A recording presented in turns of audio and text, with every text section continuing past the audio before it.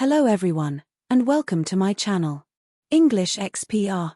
Today, I have a very special story for you. It's the story Steve Jobs. Let's get started. In California, a child was born. He wasn't rich, nor well known. Shortly after birth, he was adopted. Paul and Clara gave him love. They named him Steve Paul Jobs. They lived in Mountain View, California. His father worked with machines. He fixed cars, radios, electronics too. From childhood, Steve asked questions constantly. He disliked rules and school routines. His teachers saw something unusual. He wasn't obedient, but deeply curious. At home, he learned by doing. He watched his father build things. They spent hours in the garage. Steve learned patience, precision, and creativity. He loved taking devices apart carefully. He wanted to understand everything deeply. As a teen, he met Wozniak. Woz was older, quiet, and brilliant. He could build computers from scratch. They both loved tech and mischief. Together they made the Blue Box. It tricked phones into free calls. It was illegal, but very clever. Steve said that box changed everything. It showed him the power of ideas. He knew technology could bring freedom. After school, he joined Reed College. But he dropped out very soon.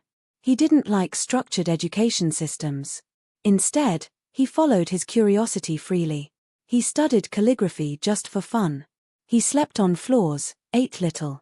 He returned to California seeking purpose. He traveled to India for answers. He shaved his head, meditated, searched. When he came back, he changed. Still lost, but calm and driven. Computers were now growing in importance. Big machines for companies and labs. But Steve saw something much bigger. He dreamed of personal computers for all. In his garage, dreams took shape. With Wozniak, he built the future. Apple began with parts and passion. A revolution was quietly being born. They named their company simply, Apple. Jobs focused on vision and design. Wozniak handled the technical magic inside. Their first computer was Apple I. It was basic, but very different. They sold it to local stores. Then came Apple II, a breakthrough. It had color, sound, and casing. Families could finally own a computer. Apple became successful almost overnight. Money, fame, and growth came fast. Jobs was just 21 years old. But he wasn't just after money. He wanted to change the world. He pushed people harder than expected. He demanded perfection in every detail. Some found him rude or intense. But others saw passion and purpose. Jobs believed design and function mattered equally. He wanted tech to feel human. By 1984, Apple launched Macintosh computer. It had a mouse and interface. It looked friendly, clean, and simple. The TV ad said it all. 1984 won't be like 1984. The world was shocked and amazed. But behind scenes, things weren't easy. Steve was young, emotional, and difficult. Internal tensions grew inside the company. Some thought he wasn't ready yet. In 1985, Jobs was forced out. He lost his company, his baby. It broke him, but not completely. He traveled, thought, and started again. He launched a new company called Next. Next focused on advanced computer systems. It didn't succeed in the market. But the ideas behind it mattered. Meanwhile, Apple started losing its way. Without Jobs, Apple began to struggle. Its products felt cold and confused. The company lost money and direction. Back at Next, Jobs kept building. He also bought a small studio. It was called Pixar, and animated films. Pixar created Toy Story, a hit. It changed animation forever and more. Suddenly, Jobs was back in spotlight. Apple needed help, and called Steve. In 1997, Jobs returned to Apple. But he returned as a different man. Wiser, calmer, yet still deeply driven. He wore jeans and black turtlenecks. He simplified, cleaned, and refocused Apple. And then came a new idea. He had one vision in mind. Simple. Powerful. Beautiful. For everyone. From that vision came the iMac. A colorful computer with soft curves. People saw it and smiled. Apple felt alive again. Real. Jobs walked stages with calm fire. He chose words like an artist. No specs. No confusion. Just magic. Then came something even more personal. Not just a machine. A companion. He called it the iPod. 1,000 songs. In your pocket. Music would never be the same. White earbuds became a global symbol. People felt cool, free, and connected. Apple wasn't just back, it led. Then Jobs whispered another idea. What if the phone gets smarter? Years of silence. Secret development. Until 2007. The world stopped breathing. He stood on stage and said, an iPod.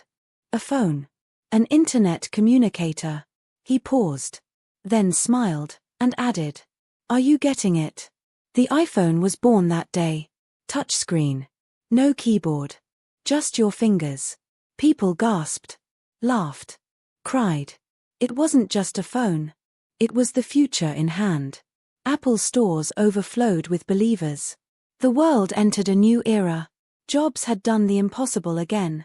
But behind the scenes, something dark. His health was beginning to fade. He looked thinner. More fragile. Still, he kept creating and leading. The iPad followed a new category. It wasn't a laptop. Nor phone. It was just right. Jobs had one last masterpiece. But life had other plans. He grew weaker. The world noticed. Public appearances became more rare. But his mind stayed bright, sharp. He spoke less, but meant more. Each word. Each pause. Felt heavy. He stepped down as Apple's CEO. He said, I did my best. Tim Cook took the leadership torch. But no one could replace Steve. He watched from home, still guiding. Still dreaming, even from a distance. His body was fading fast. But his vision stayed very alive. On October 5, 2011, silence. Steve Jobs passed away. The world mourned. Candles lit outside Apple stores. People cried, and felt something missing. They hadn't lost just a CEO.